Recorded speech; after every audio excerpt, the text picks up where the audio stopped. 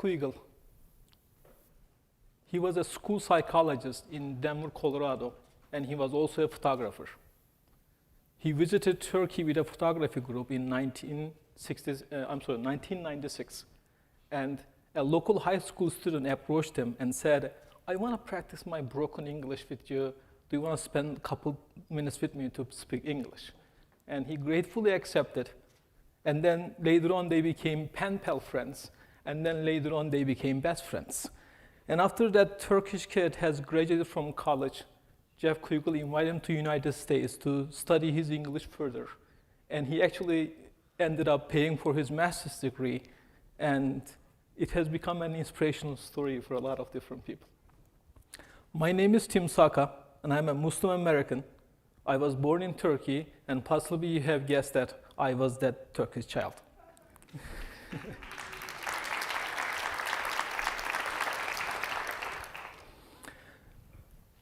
I came to the United States year 2000, and unfortunately, just about a year later, 9/11 happened.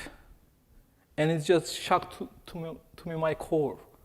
I didn't know what to do with it or how to comprehend it. Because whatever was happening in front of me on the TV was not resonating with me because it was not my faith. I couldn't deal with it. I couldn't understand it. And everybody was asking me, what's going on? What's the situation? And I was asking my friend, religion, God, Jesus, Muhammad, Quran.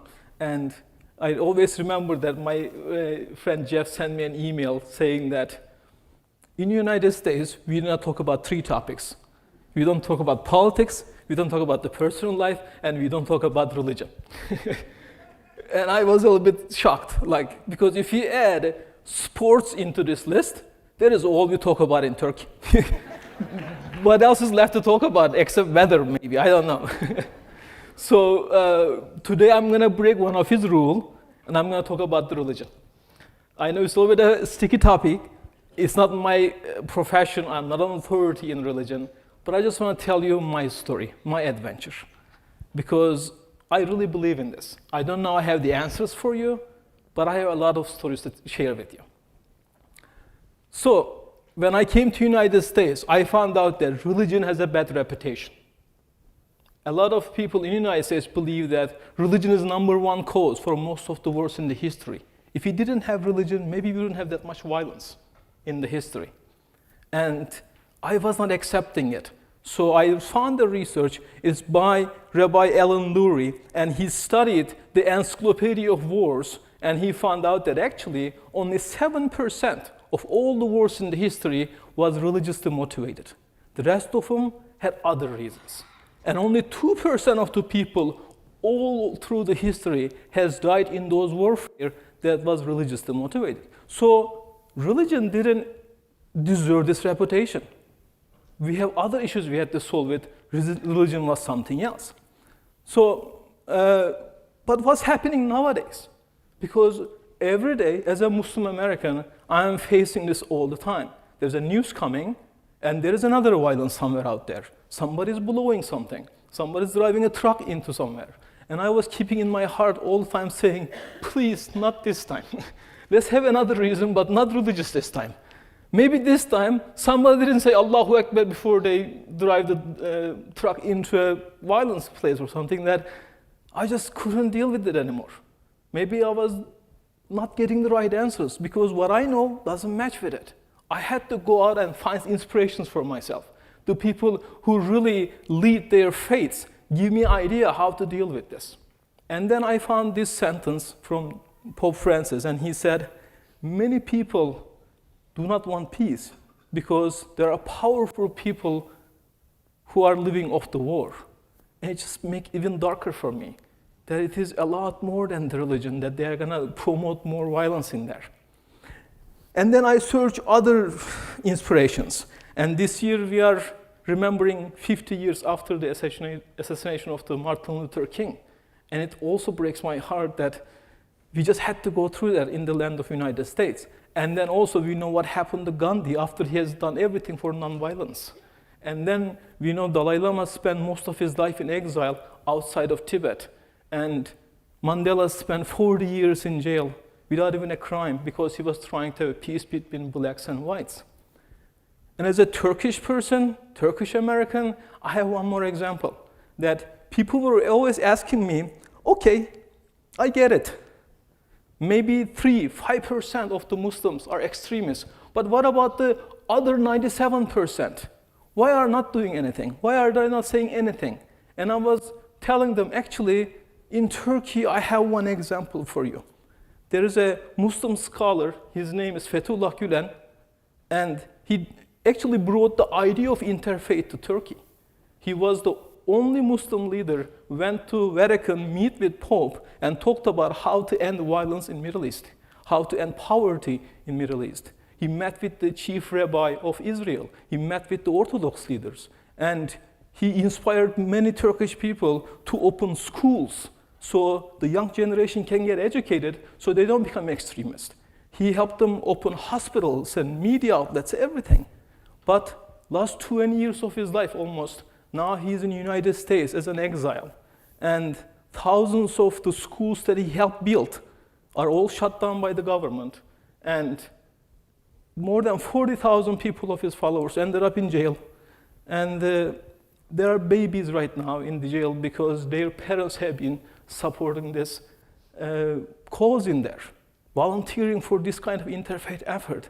And it just gives me more, how can I say, discouragement that anybody goes into that direction, goes into a risky path, that they're gonna end something that is not favorable.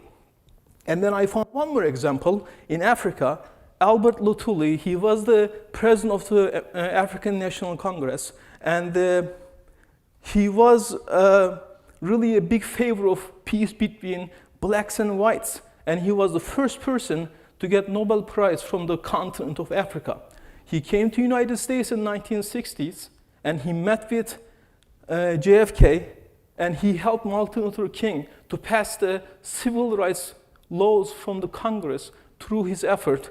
But unfortunately, again, he spent 5 years of his life, at the end of his life, in an exile, and he died with a suspicious train accident. And it was giving me more discouragement that anybody goes in that direction, getting hurt at the end somehow, that maybe it was time to just say, this is what it is. But then I read another book, another sentence from Mahatma Gandhi, and he said, do not lose your hope in humanity. Do not ever do it.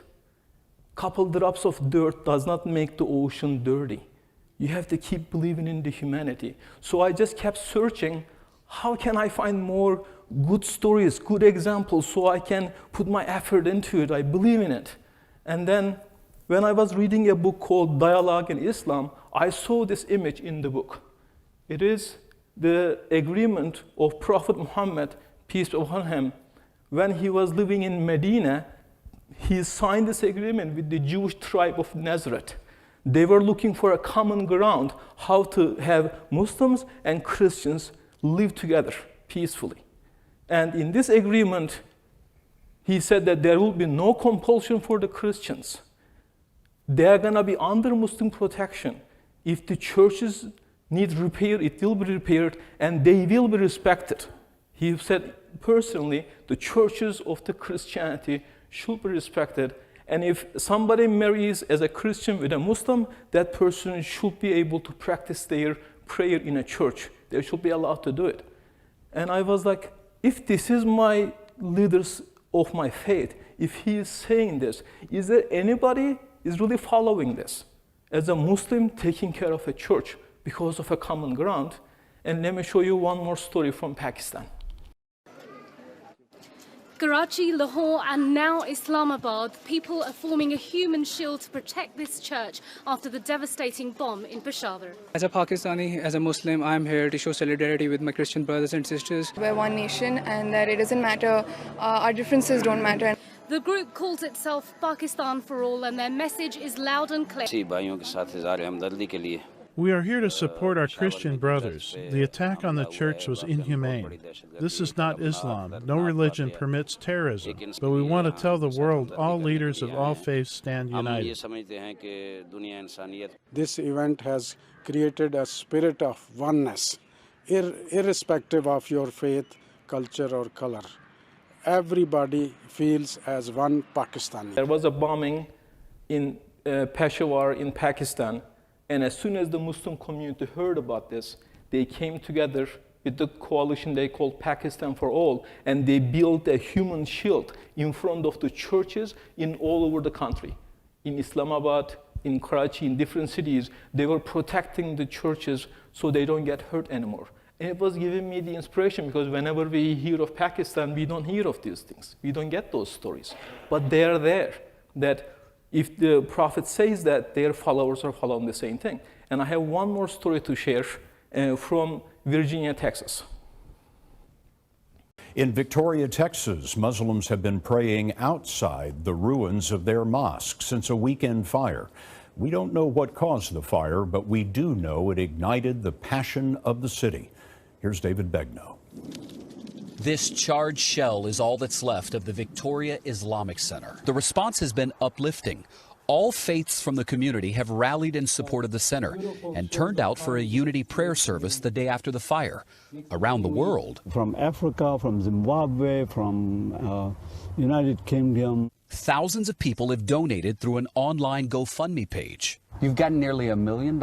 We've gotten nearly from almost 20,000 people. Correct. In 3 days. Exactly. This is unbelievable. This is unbelievable and so uplifting. I cannot thank enough. Dr. Gary Branfman, a local Jewish community leader, was one of the first to offer to help. What the spark really did was, instead of dividing us, it actually united us. What's the lesson we all should learn? It just gives you a confirmation of the faith in humanity. I want you to focus on that last sentence, confirmation of the faith in humanity.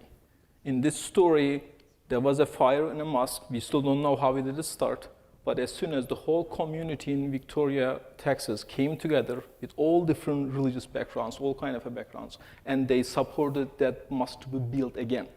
And again, one of the first person to respond was a Jewish rabbi in that process. And it just gave me hope again that it can happen. And let me give you guys one more example from also my history, that during the Nazi time, we know that Jewish people were all over the Europe, were persecuted by all these soldiers up there. So Turkish diplomats actually issued overnight passports for the Jewish people on Europe. And they gave them a crash course of Turkish so they can fool the guards at the train station that they are Turkish. Then they put them all into a train and bring them to Turkey so they can come to the safety. There are examples like that. When it comes to the humanity, all different faiths can come together. And that is what I want to believe in. That is what I want to do. Again, I don't have any solutions, but I want to at least put my hope and faith into humanity that it can happen. So, since I am really involved in this, I wanted to find out what other people said about this. What can I find? And I went to the internet. And I want to do some kind of a search and idea how much those faiths share together. If I can maybe build a Venn diagram, maybe we can really show to the earth the same idea, the famous idea that what we share is a lot more than that is different. And when I found on the internet, I wasn't really happy with it. There was only 4 or 5 items that we look like we are sharing, but that didn't really answer what I wanted to do. So I decided I wanted to do my own Venn diagram. So I started my process. I started writing in there, as different faiths, we share the idea of God and the holy books that the God sent and the prophets and the fasting and angels, but it was still not enough for me. There should have been more than that. Then I just remembered what Gandhi said, and I was remembering that there should be humanity in there. It should be the foundation of our common ground. That is our biggest and first identity. That is our biggest link that we cannot break. Remember in the history, anytime somebody needed to hurt another group of people, the first thing they did was dehumanize them, treat them like a dog or something. Then they can kill them, or they can do genocide against them. So humanity is the biggest link. That is what we need to all agree on first. Then we can talk about the other identities. So for humanity, let me show you one more example from, again, our Islamic history. One day Prophet Muhammad was sitting with his friends on a street, and he saw a Jewish funeral passing by, and he immediately get up to his feet and he showed respect to that funeral. And his friend said, "What did you do? That was a Jewish man. Why did you get up?" And the Prophet said, wasn't he a human? He deserved the respect because he was a human being. Jewish or Islam comes the second. So it brings me the idea that with different leaders throughout the history, we can focus on this. Just like Pope Francis says that refugees cannot be treated like pawns. They are part of the humanity and they deserve the respect. And again, Fethullah Gülen, he said that first I am human, then I am a Muslim. My first identity, humanity. And can we say the same thing? Can we say that I am a human first, then a Christian or a Jew? Can we say I am a Christian, I am a human first, then I am an American or a male or female? Or can we say I am human first, then I am a Republic or Democrat? So we can get our priorities straight in there. So after the humanity, I start thinking what else we share a lot. And I thought of justice, which is really one of the foundation of all faiths, focusing on the justice throughout the history. And as we know, Martin Luther King said that injustice anywhere is a threat to justice everywhere. So we cannot just favor justice for one group of people and not for the others. We should all on the side of the justice that we can share together in there. So this list can go on. One of my Hindu friends told me that why don't you add the golden rule into this? Because almost every faith throughout the earth is sharing the golden rule. So she sent me this picture. It's quite interesting that I didn't even know almost more than 20 different faith traditions have some version of golden rule saying that something that you don't like for yourself, don't do it for your friend or for the others. It should be shared in there. So Hinduism, Buddhism, Islam, Judaism, they all share the same idea of the golden rule. So when I found out that we have a lot here in there, then those start being labeled different by other people. Some people call them universal values, some of them call the human traits, and these are the ones that we can share beyond the other religions. That we can have Hinduism, Buddhism, even the atheists, all the world citizens, we can agree on this. That we can have a common area, common ground, that we can be peaceful together.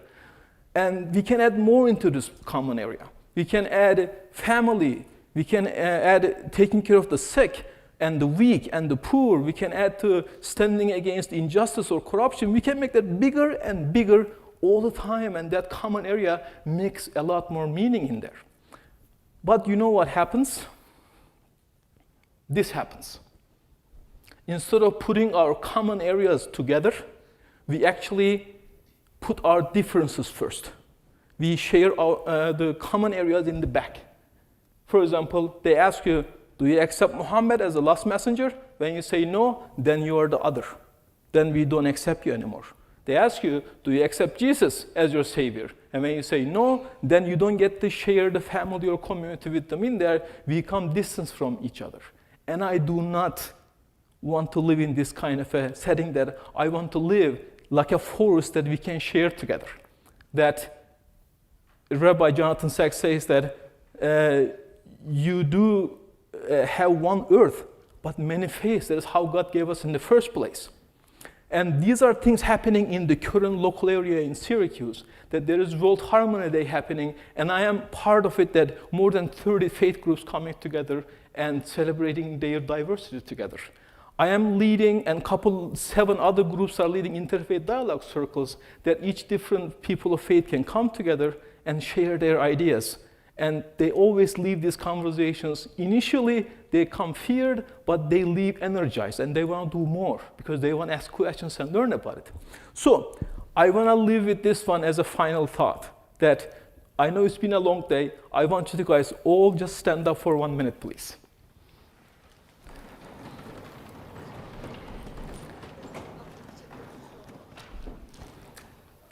We have wonderful humans and people around us. And just like the whirling dervishes, the Rumi, I want you to be able to open your heart and your arm to people around you and tell them that you can live with them peacefully. So people on your right, people on your left, people on your back, please tell them, I can live peacefully with you. I see you as my human friend. Go ahead and do it. Oops. Thank you.